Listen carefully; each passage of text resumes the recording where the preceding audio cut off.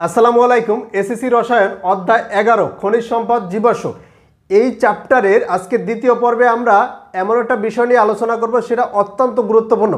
কারণ এইখান থেকে আজকের পর্বে আমরা হাইড্রোকার্বনগুলো নিয়ে বিস্তারিত আলোচনা করব। হাইড্রোকার্বন কত প্রকার, কিভাবে এগুলো প্রকাশ করা হয়, কোন হাইড্রোকার্বনের সাধারণ সংকেত কোনটা, সেই বিষয় নিয়ে বিস্তারিত আলোচনা করব। তার মানে এই পর্বটা তোমার জন্য অত্যন্ত গুরুত্বপূর্ণ, তুমি যদি এই হাইড্রোকার্বন সম্বন্ধে কোনো প্রকার ধারণা না থাকে। এইখানে প্রথমে পেজটা দেখো, হাইড্রোকার্বন। এই হাইড্রোকার্বন মানে হচ্ছে হাইড্রোজেন এবং কার্বন। এই হাইড্রোজেন এবং কার্বন নিয়ে যে যৌগ গঠিত সেটাই হচ্ছে হাইড্রোকার্বন। এই হাইড্রোকার্বন এই পেজেই দেখো, হাইড্রোকার্বন মূলত দুই প্রকার, একটা হচ্ছে এলিফ্যাটিক হাইড্রোকার্বন, একটা হচ্ছে অ্যারোমেটিক। দেখো এলিফ্যাটিক আর দুই নাম্বার হচ্ছে অ্যারোমেটিক।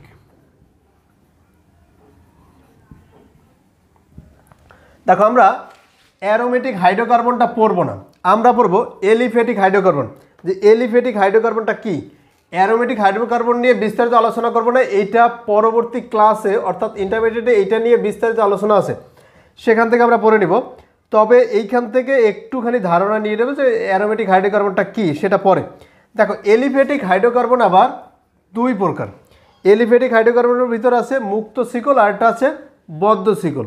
এ নাম্বার দিলাম, দেখো মুক্ত শিকল আর বি নাম্বার আছে বদ্ধ শিকল। দেখো মুক্ত শিকল বদ্ধ শিকল কি, এই মুক্ত শিকলটা পড়বো, বদ্ধ শিকল আমরা পড়বো না। তাহলে এটা হচ্ছে হাইড্রোকার্বন।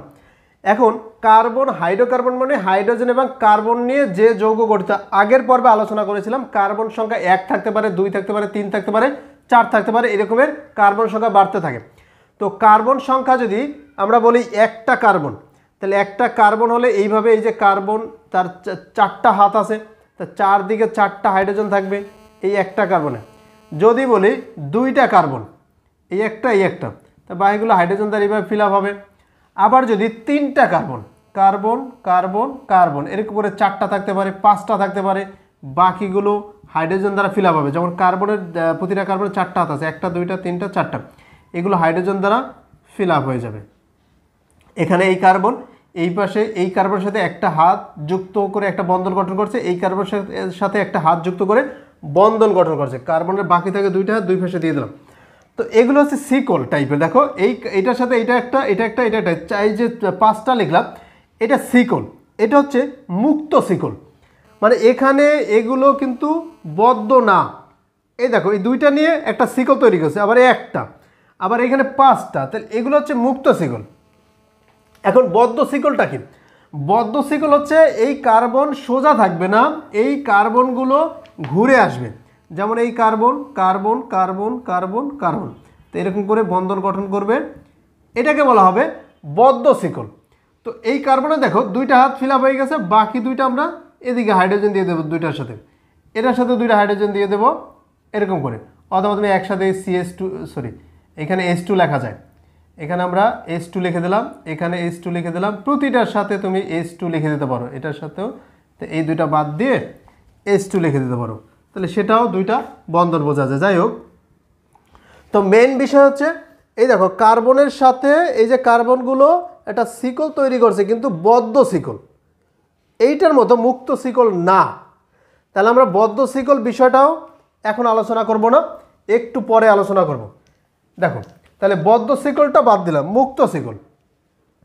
এই মুক্ত শিকলের ভিতরে দুই প্রকার, একটা হচ্ছে সম্পৃক্ত, একটা হচ্ছে অসম্পৃক্ত। তাহলে মুক্ত শিকলটাকে আমরা কয়টা ভাগে ভাগ করতে পারি, 1 নাম্বার সম্পৃক্ত, আর 2 নাম্বার হচ্ছে অসম্পৃক্ত। দেখো এই জিনিসগুলো আবার কি, যে সম্পৃক্ত এবং অসম্পৃক্ত জিনিসটা আবার কি। দেখো কার্বন কার্বনে যখন শিকল তৈরি করবে, যেমন এই কার্বনের সাথে কার্বন কার্বন কার্বন, এই কার্বনের সাথে কোনো দ্বিবন্ধন নাই, একটা করে বন্ধন তৈরি করছে, এগুলোকে বলা হবে সম্পৃক্ত। যখন কার্বন কার্বনে একক বন্ধন থাকবে, এখন তাহলে একক ছাড়া আর কি থাকতে পারে, যেমন কার্বনে একটা ডাবল বন্ড থাকতে পারে এইভাবে, তো এই কার্বনে 2টা হাত ফিল আপ হয়ে গেছে, বাকি এই পাশে 2টা হাইড্রোজেন দেব। আর এখানে কিন্তু 1টা হাত ফিল আপ হয়েছিল, আমরা 3টা হাইড্রোজেন দিয়ে দিয়েছিলাম, এবার দেবো 2টা। তারপরে আরও কার্বন থাকতে পারে, এই কার্বনের 3টা হাত ফিল আপ হয়ে গেছে, বাকি এখানে 1টা হাইড্রোজেন আসবে, এখানে 3টা আসবে, যাই হোক। তো দেখো এই হাইড্রোকার্বনটার ভিতরে কিন্তু ডাবল বন্ড আছে কার্বন কার্বনে, তো এটা হচ্ছে অসম্পৃক্তর মধ্যে পড়ে যাবে।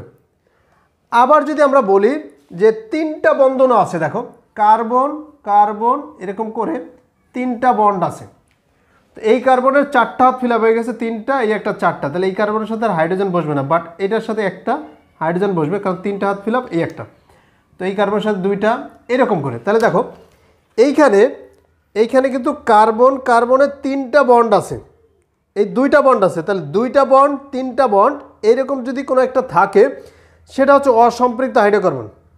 আর যদি একটা বন্ড থাকে সেটা হচ্ছে সম্পৃক্ত হাইড্রোকার্বন। এই সম্পৃক্ত এবং অসম্পৃক্ত এইটার আবার নাম আছে, আমরা এখনই এইটা পড়ে ফেলতে পারি। দেখো এই সম্পৃক্ত এইটার নাম হচ্ছে অ্যালকেন, ভালো করে বুঝো। তাহলে কার্বন কার্বনের শুধু একক বন্ধন থাকলে সম্পৃক্ত, আর ডাবল বন্ড এবং 3টা বন্ড যদি থাকে তাহলে সেটা হবে অসম্পৃক্ত। আর বাকিগুলো হাইড্রোজেন দ্বারা ফিল আপ হবে, এরকম হিসাব করে যে কয়টা হাইড্রোজেন লাগবে সেই কয়টাই দিতে হবে, একটা বেশিও দেওয়া যাবে না, একটা কমও দেওয়া যাবে না, এই যে আমরা দিলাম। তো এইখানে যদি চিন্তা করে দেখো এই যৌগটার ভিতরে কার্বন আছে কটা, 1 2 3 4, হাইড্রোজেন আছে কটা, একটা, এটার সাথে হাইড্রোজেন নাই, এই 2টা 3টা 4টা 5টা 6টা, তাহলে কার্বন সংখ্যা 4টা, হাইড্রোজেন হচ্ছে 6টা। দেখো এইটা।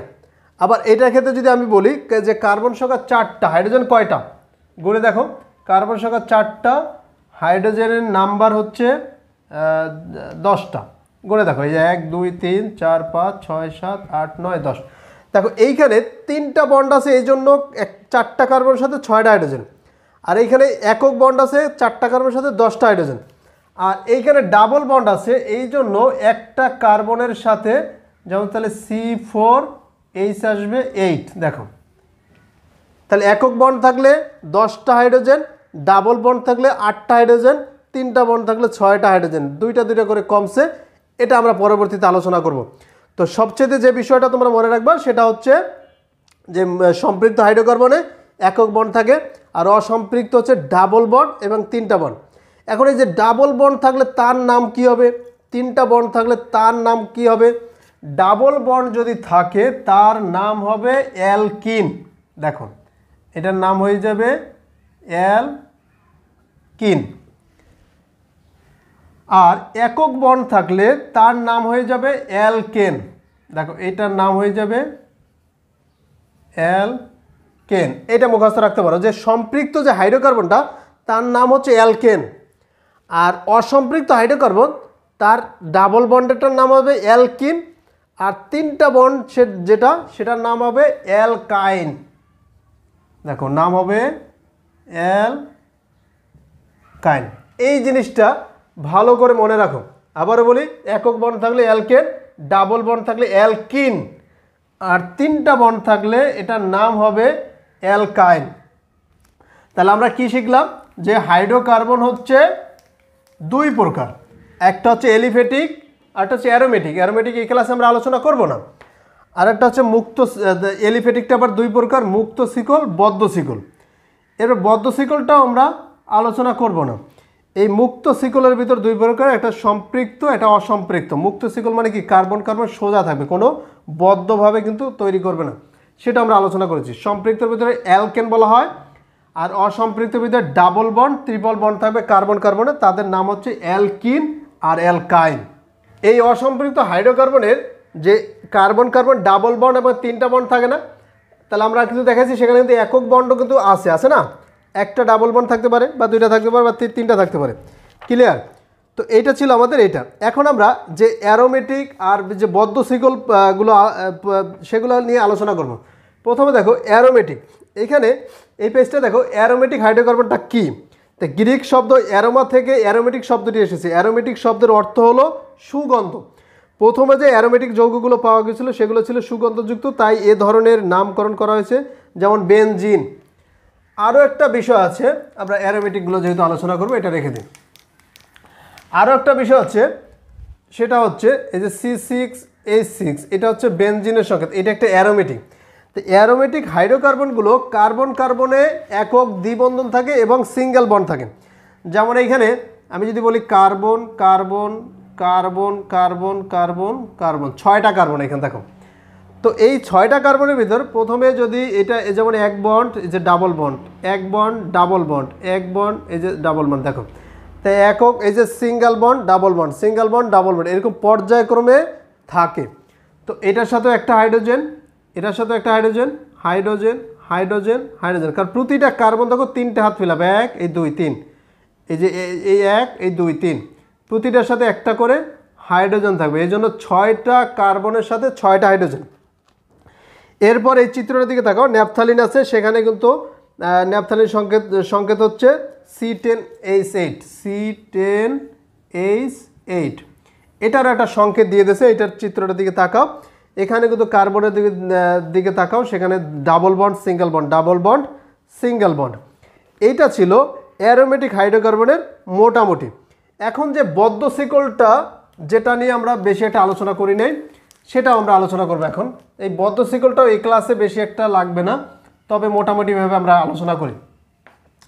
বদ্ধ শিকল আগেই বলেছি যে কার্বন কার্বনে বদ্ধভাবে থাকবে। যেমন আমি যদি বলি 3 কার্বন, তা মিনিমাম 3টা কার্বন লাগবে বদ্ধ শিকল তৈরি করতে হলে, বদ্ধ শিকলের ক্ষেত্রে।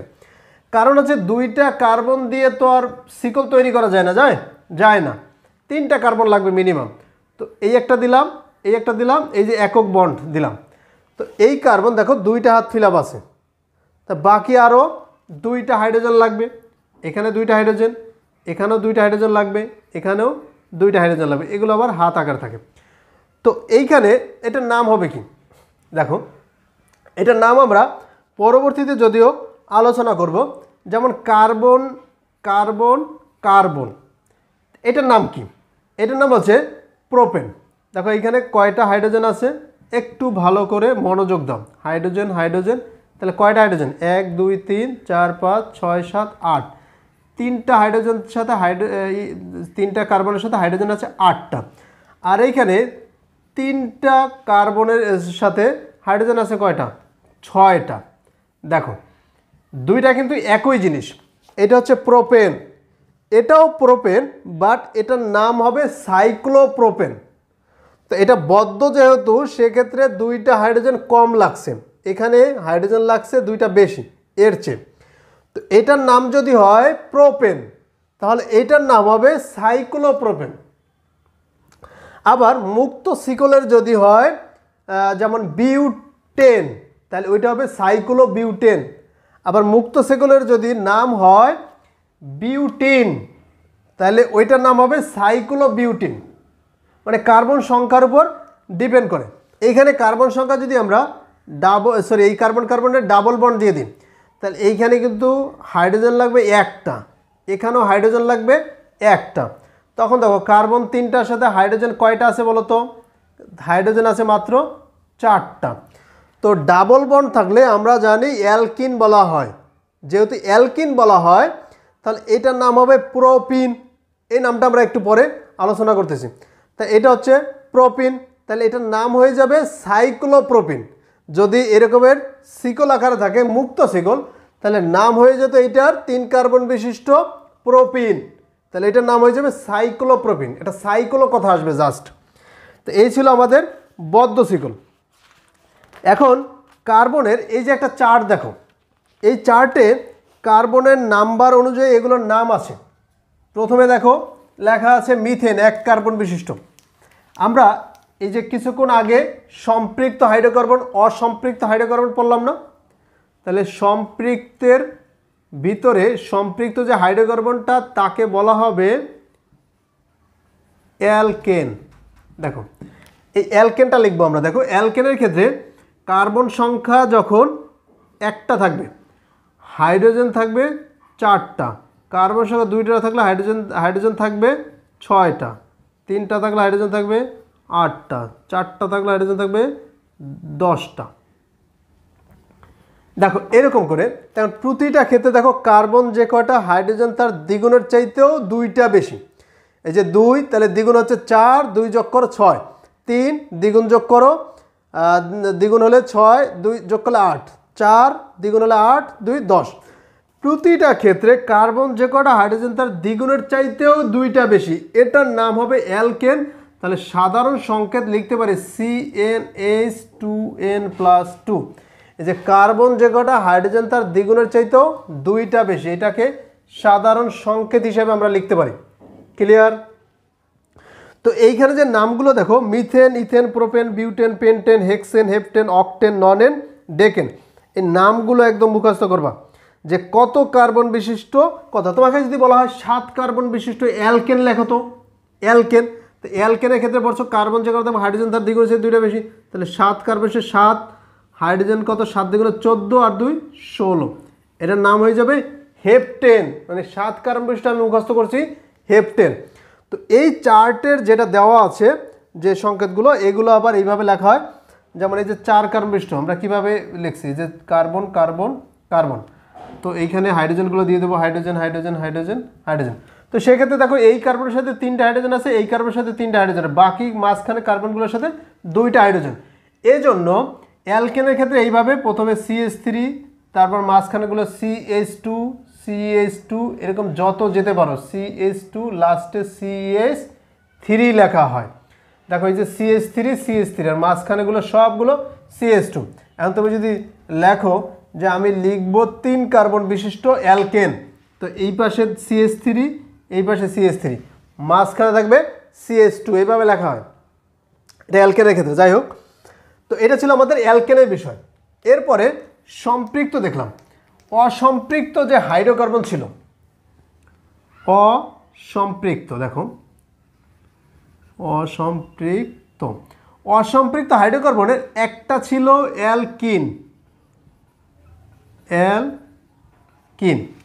দেখো অসম্পৃক্ত হাইড্রোকার্বনের অ্যালকিনের ক্ষেত্রে আমরা পড়েছিলাম যে ডাবল বন্ড থাকবে কার্বন কার্বনে মিনিমাম একটা। তো ডাবল বন্ড দিতে হলে তোমার কার্বন সংখ্যা মিনিমাম 2টা লাগবে, 2টা ছাড়া হবে না। কেন হবে না? কারণ তুমি কার সাথে ডাবল বন্ড দেবে, হাইড্রোজেন তো একক বন্ডের বেশি থাকতে পারে না। এই জন্য অ্যালকিনের ক্ষেত্রে সর্বনিম্ন যে সদস্য সেটা হচ্ছে 2 কার্বন বিশিষ্ট, আর অ্যালকেনের ক্ষেত্রে 1 কার্বন বিশিষ্ট। তাহলে 2 কার্বন বিশিষ্ট, এই জন্য কার্বন কার্বন এখানে হাইড্রোজেন তারা ফিল আপ করো, এখানে হাইড্রোজেন, এখানে হাইড্রোজেন, তাহলে 4টা হাত ফিল আপ হয়ে গেছে, হাইড্রোজেন হাইড্রোজেন, এখানে দিয়ে দাও হাইড্রোজেন হাইড্রোজেন। তার মানে কি বলবো? তার মানে বলবো হাইড্রোজেন 2টা, সরি কার্বন 2টা, হাইড্রোজেন কটা, 2 4, হাইড্রোজেন হচ্ছে 4টা।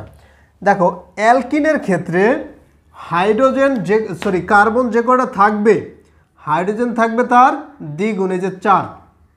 আবার কার্বন যদি 3টা হয়, হাইড্রোজেন থাকবে 6টা। কার্বন যদি 4টা হয়, হাইড্রোজেন থাকবে 8টা। কার্বন 5টা হলে হাইড্রোজেন থাকবে 10টা। তাহলে কার্বন যে কয়টা, হাইড্রোজেন তার দ্বিগুণ।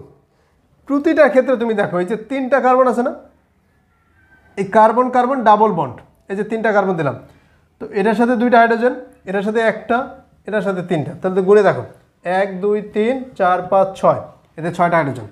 এই যে 4 কার্বন বিশিষ্ট বলবো, ওকে ফাইন, এই যে ডাবল বন্ড দিলাম, বাকি এই 4টা কার্বন দিয়ে দিলাম। তো এখন দেখো এটার সাথে 2টা হাইড্রোজেন আছে, এটার সাথে 1টা 3টা, এই 2টা 5টা, আর এইখানে 3টা 8টা, এই দেখো 8টা হাইড্রোজেন। তো অ্যালকিনের ক্ষেত্রে এই যে অসম্পৃক্ত হাইড্রোকার্বনের ভিতরে যে অ্যালকিন আছে, সেখানে সাধারণ সংকেত আমরা লিখতে পারি CnH2n। দেখো এখানে কার্বন যে কটা, হাইড্রোজেন তার দ্বিগুণের সাথে 2টা বেশি, বাট অ্যালকিনের ক্ষেত্রে কার্বন যে কটা, হাইড্রোজেন তার দ্বিগুণ। এখন এগুলোর নামটা কি হবে? তো এইখানে তুমি কিন্তু এই যে 2 নাম্বার, এটাকে কিন্তু তুমি ইথেন পড়ে আসছো, তাই না? এই যে কিছুক্ষণ আগে আমরা চার্ট পড়াইছি, সেখানে ইথেন পড়ে আসছো, বাট তখন এইটার নাম হয়ে যাবে ইথিন। দেখো এইখানে পড়ছো অ্যালকিন, অ্যালকেন, আর এটা অ্যালকিন রস্বীকার, এইটাও তেমনি ইথেন থেকে ইথিন হয়ে যাবে। তো পরেরটার নাম কি হবে? দেখো এইখানে এটা পড়ে আসছো প্রোপেন, তা বলো এটার নাম কি হবে? এই যে 3 কার্বন বিশিষ্ট প্রোপেন, এখানে 3 কার্বন বিশিষ্ট প্রোপিন, তাহলে নাম হয়ে যাবে প্রোপিন, 4 কার্বন বিশিষ্ট বিউটেন, এটা হয়ে যাবে বিউটিন, দেখো বিউটিন। আর এটা হয়ে যাবে পেন্টিন, দেখো এইভাবে মূলত নাম হয়ে যাবে। এখানে 5 কার্বন হলে পেন্টেন, আর এটা যদি অ্যালকিন এই জন্য পেন্টিন হয়ে যাবে। কার্বন থাকবে যে কটা, হাইড্রোজেন তার দ্বিগুণ অনলি। তো অসম্পৃক্ত হাইড্রোকার্বন আমরা অ্যালকিনটা জানলাম, সাধারণ সংকেত জানলাম, এরপরে এইখানে অ্যালকেনেরও সাধারণ সংকেত জানলাম। এখন অসম্পৃক্ত হাইড্রোকার্বনের আরেকটা আছে, সেটা হচ্ছে অ্যালকাইন। আমরা এখন অ্যালকাইনটা দেখব। দেখো অ্যালকিন, এরপর দেখব অ্যালকাইন। দেখো অ্যালকাইনের ক্ষেত্রে কার্বন কার্বনের মিনিমাম 3টা বন্ড থাকবে, ক্লিয়ার। এখানে সর্বনিম্ন সদস্য থাকবে 2 কার্বন বিশিষ্ট, যাদের বিষয়ে 3টা বন্ড থাকবে। এখন এই কার্বনে হাত ফিল আপ করার জন্য একটা হাইড্রোজেন দিতে হবে, একটা হাইড্রোজেন দিতে হবে। এরপর আমি যদি বলি 3 কার্বন বিশিষ্ট, তাহলে এই যে ট্রিপল বন্ড, এই যে কার্বন দিয়ে দিতে হবে, তাহলে এই কার্বনের একটা হাত ফিল আপ করতে হবে, এটার 4টা হাত ফিল আপ হয়ে গেছে, 3টা, এই একটা 4টা, আর এটার 3টা। তখন এইটা নাকি কার্বন কয়টা, কার্বন হচ্ছে 2টা, হাইড্রোজেন কয়টা, 2টা। এইখানে দেখো কার্বন কয়টা, 3টা, হাইড্রোজেন কয়টা, 3 4, 4টা। এখন বলো তো এটার সাধারণ সংকেত কিভাবে লেখা যায়। আবার কার্বন সংখ্যা যখন 4 হবে, হাইড্রোজেন সংখ্যা হবে 6টা। এখন সাধারণ সংখ্যাটা কি হতে পারে, দেখো কার্বন সংখ্যা যে কটা, হাইড্রোজেন থাকবে তার দ্বিগুণের চাইতেও 2টা কম। এই যে 4 আছে, দ্বিগুণ কত 8, তাহলে 2টা কম, 8 থেকে 2টা বিয়োগ করলে 6 থাকবে। 3 আছে, দ্বিগুণ কত 6, 2 বিয়োগ করলে কত হবে 4, 2 আছে, দ্বিগুণ করলে কত হবে 4, 2 কমলে 2 থাকবে। তাহলে এখানে অ্যালকাইনের ক্ষেত্রে সাধারণ সংকেত লিখতে পারি CnH2n-2, এইটা লিখতে পারি আমরা সাধারণ সংকেত। তো এই সাধারণ সংকেতের উপর নির্ভর করে আমরা যে পরবর্তী মৌলগুলো লিখব, যেমন C2H2, তারপর C3H4, C4H6, C5H8। দেখো কার্বন যে কটা, হাইড্রোজেন তার দ্বিগুণের চেয়েতেও 2টা কম। নাম কি হবে, যেমন এই যে 2 কার্বন বিশিষ্ট পড়ছো কি, ইথেন, এখানে 2 কার্বন বিশিষ্ট, এটার নাম হবে এই যে যেহেতু অ্যালকাইন, অ্যালকাইন, তো এটার নাম হয়ে যাবে ইথাইন। দেখো এটার নাম হয়ে যাবে, এটা যেহেতু প্রোপেন, এটার নাম হয়ে যাবে প্রোপাইন, এটার নাম হয়ে যাবে বিউটাইন। দেখো কিছুক্ষণ আগে আমরা এই যে অ্যালকিনের ক্ষেত্রে দেখছিলাম যে বিউটিন, কিন যেহেতু রস্মিকার, তাহলে আমরা বিউটিন দেখছিলাম, এইটা হবে বিউটাইন, নামটা এরকম হবে। তাহলে আমরা কি কি শিখলাম, অ্যালকেনের বিষয়টা বললাম। অ্যালকেনের যে 10টা এখানে দেওয়া আছে এই চিত্রে, এই 10টা ভালো করে পড়বা। এই 10টার মাধ্যমে, নামের মাধ্যমে পরবর্তী অ্যালকেনের হেল্প নিয়ে আমরা অ্যালকাইন আর অ্যালকিন এগুলোও কিন্তু আমরা পড়তে পারি। তো তাহলে আমরা কয়টা জিনিস শিখলাম, 3টা জিনিস। কি কি, অ্যালকেন, অ্যালকিন, যার সাধারণ সংখ্যা CnH2n। দেখো আমরা শিখছি অ্যালকেন, অ্যালকিন, অ্যালকাইন, এরকম নামগুলো, এটার হেল্প নিয়ে বাকিগুলোর নামও আমরা বলতে পারি। এরপরে তোমাদের একটা বিষয় শেখাবো, এখানে দেখো অ্যালকাইল মূলক। অ্যালকাইল মূলকটা আবার কি জিনিস এবার পড়াবো। অ্যালকাইল হচ্ছে একটা কোনো যৌগ না। কিভাবে যৌগ না, এই যে অ্যালকেনগুলো আমরা লিখলাম, এখান থেকে যদি একটা হাইড্রোজেন কমাই দাও প্রতি ক্ষেত্রে, এইখান থেকে আমরা যদি একটা হাইড্রোজেন কমাই দেই, যেমন CH3, তাহলে একটা হাত খালি থাকবে। এটাকে যদি আমরা লিখি C2H5, একটা হাত খালি থাকবে। তারপর এটাকে লিখলে C3H7, একটা হাত খালি থাকবে। এটার ক্ষেত্রে C4H9, একটা হাত খালি থাকবে। এই যে দেখো একটা হাত খালি, এটারে আমরা পড়ছিলাম মিথেন, এটার নাম হবে মিথাইল। এটার নাম হবে ইথেন, এটার নাম হয়ে যাবে ইথাইল। এটার নাম হয়ে যাবে প্রোপেন, তাহলে প্রোপাইল, মানে আইল যুক্ত হবে সবসময়। তাহলে আমরা প্রতিবারে যে অ্যালকেনের সদস্যগুলো আছে তা থেকে একটা হাইড্রোজেন কমলি অ্যালকাইল মূলক হয়ে যাবে। তার নামটা হবে কি, অ্যালকেনের ক্ষেত্রে আমরা যেভাবে পড়ছি মিথেন হয়ে যাবে methyl, ethane ethyl, propane propyl, yl হয়ে যাবে। তারপরে যে বিউটেন আছে বিউটেন, তাহলে বিউটাইল, এরকম নাম হয়ে যাবে। তাহলে methyl ethyl propyl butyl pentyl hexyl heptyl octyl nonyl decyl, এরকমের একটা কার্বন কমলি এটা অ্যালকাইল মূলক। এই ছিল আমাদের 3 প্রকারের যে হাইড্রোকার্বন আছে, যে অ্যালকেন অ্যালকিন অ্যালকাইন আর একটা আছে অ্যালকাইল মূলক, সেগুলো। এখন এই চার্টটার দিকে তাকাও, এই যে একটা দেওয়া আছে চার্ট, এখানে দেখো অ্যালকেনের সাধারণ সংকেত লেখা আছে, যেগুলো নিয়ে আমরা বিস্তারিত আলোচনা করেছি। এরপর আছে অ্যালকিন অ্যালকাইন, পরের বারে সেগুলো কিন্তু আমরা আলোচনা করিনি। এইখানে দেখো অ্যালকোহল, অ্যালকোহল হোক, আর পরবর্তী আরও দেখো এলডিহাইড আছে কার্বক্সিলিক অ্যাসিড। দেখো তো অ্যালকেনের ক্ষেত্রে আমরা যেগুলো পড়েছিলাম সেখান থেকে একটা হাইড্রোজেন যদি কমে যায়, যেমন CH3, তারপরে C2H5, এই যে একটা হাত খালি, তারপর C3H 3 × 6 আর 1 7, মূলত এই অ্যালকাইল মূলকগুলোকে লেখা হবে, এটা সাধারণ সংখ্যাতে CnH2n+1, মানে ওইখানে অ্যালকেনের ক্ষেত্রে ছিল কিন্তু CnH2n+2, আর অ্যালকাইলের ক্ষেত্রে এই যে অ্যালকাইলের ক্ষেত্রে হবে একটা কার্বন যেহেতু কম, তার মানে CnH2n+1 মানে কি, কার্বন যে কটা হাইড্রোজেন তার দ্বিগুণের চাইতেও একটা বেশি, আর অ্যালকেনের ক্ষেত্রে হাইড্রোজেন 2টা বেশি, কারণ এখানে একটা করে কমে গেছে। এইখানে যদি এখন OH যুক্ত করে দেই, তাহলে এটা অ্যালকোহলের মধ্যে পড়ে যাবে। কি পড়ে যাবে? অ্যালকোহল। দেখো অ্যালকোহল, অ্যালকোহলের মধ্যে এগুলোর নাম হয়ে যাবে অ্যালকোহল। তখন আমরা অ্যালকেনের ক্ষেত্রে এটা পড়ছিলাম, এই যে মিথাইল মানে অ্যালকাইল মূলকে মিথাইল পড়ছি, ইথাইল পড়ছি, বিউটাইল পড়ছি, তাই না? এটা হচ্ছে মিথানল, ইথানল, প্রোপানল, এই যে প্রোপেন পড়ছি, প্রোপানল। তাহলে এইভাবে মূলত এই একটা হাইড্রোজেন সংখ্যা কমিয়ে সেখানে একটা OH লাগাই দিলে এটা অ্যালকোহল হয়ে যাবে, এটা যে কোনো ক্ষেত্রে। এখন যদি তুমি মনে করো যে কার্বন আছে 7টা, হাইড্রোজেন আছে কয়টা? 16টা, তাহলে এটা হয়ে যাবে হেপটেন। হেপটেন হয়ে যাবে না, কারণ এটা অ্যালকেনের একটা হাইড্রোজেন যদি আমরা কমাই দেই, এখানে 15টা হাইড্রোজেন, তারপর যদি OH লাগাই দিই, তাহলে আমরা আগে ছিল কি হেপটেন। দেখো হেপটেন, এখন নাম হয়ে যাবে কি, এখন নাম হয়ে যাবে হেপটানল। হেপটেন থেকে হেপটানল হয়ে যাবে। এরকম করে OH থাকলেই সেটা অ্যালকোহল হয়ে যাবে। এর নামগুলো হবে methanol, ethanol, propanol, butanol, pentanol, hexanol, heptanol, octanol, nonanol, decanol. এভাবে মূলত অ্যালকোহলের নাম হয়ে যাবে। এবার পরবর্তী দেখো এলডিহাইড। এলডিহাইড মানে কি?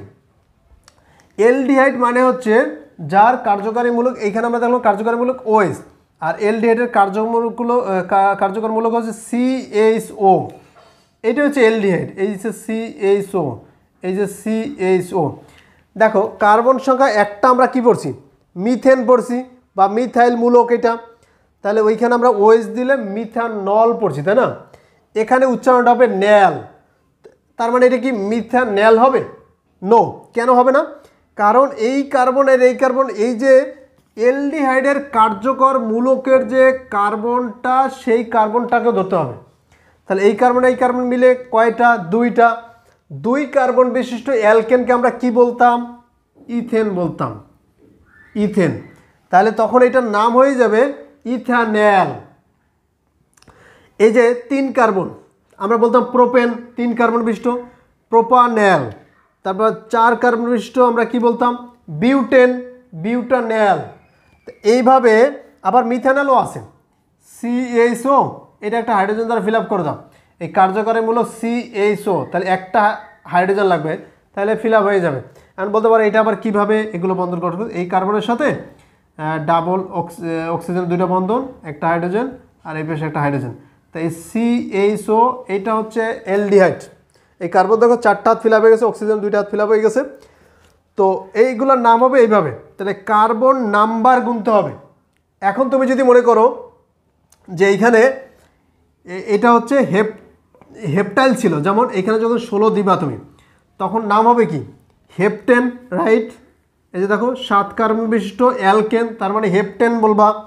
যখন একটা হাইড্রোজেন কমাই দেবে একটা হাত খালি হয়ে যাবে, তো এটার নাম হয়ে যাবে হেপটাইল।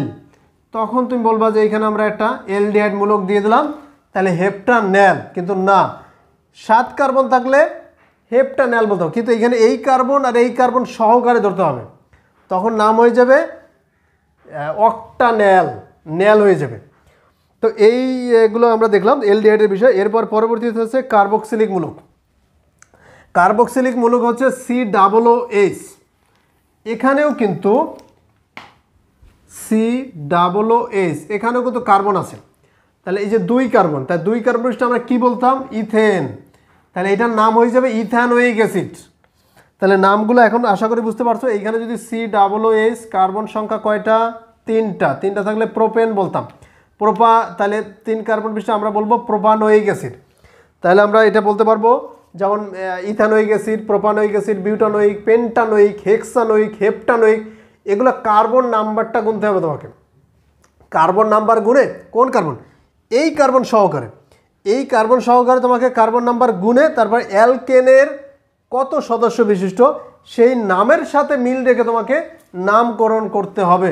এই যে কার্বন সংখ্যা 7 আর 1 8, এখানে COOH, তাহলে 7 আর এই 7 এই একটা 8, তাহলে 8 কার্বনটা আমরা পড়ছিলাম অকটেন। দেখো অ্যালকেনের ক্ষেত্রে এই যে অকটেন, তো এটার নাম হয়ে যাবে অক্টানোয়িক অ্যাসিড। ক্লিয়ার? তো এইখানে প্রথম কয়েকটি সদস্যের নাম ও সংকেত দেওয়া ছিল, সাধারণ সংকেত দেওয়া ছিল, এগুলো সবগুলোই পড়বা। সবগুলোর এখানে দেখো অ্যালকোহল, এলডিহাইড, কার্বক্সিলিক অ্যাসিডের সাধারণ সংকেত এইটা ছিল, তার সাথে দেখো OH লাগাই দিলেই অ্যালকোহল, তার সাথে CHO লাগাই দিলেই এলডিহাইড, COOH লাগাই দিলেই কার্বক্সিলিক অ্যাসিড। এইভাবে মূলত এগুলোর নামকরণ করা হয়। আজকে এই পর্যন্তই আলোচনা করব। এরপর আগামী পর্বে বিভিন্ন এগুলো প্রস্তুত করা হয়, কীভাবে অ্যালকেন, অ্যালকিন, অ্যালকাইন কীভাবে রাসায়নিক বিক্রিয়ায় পার্টিসিপেট করে, এগুলো নিয়ে বিস্তারিত আলোচনা করবো আগামী 3 নাম্বার পর্বে। সেই পর্যন্ত ভালো থেকো, আল্লাহ হাফেজ।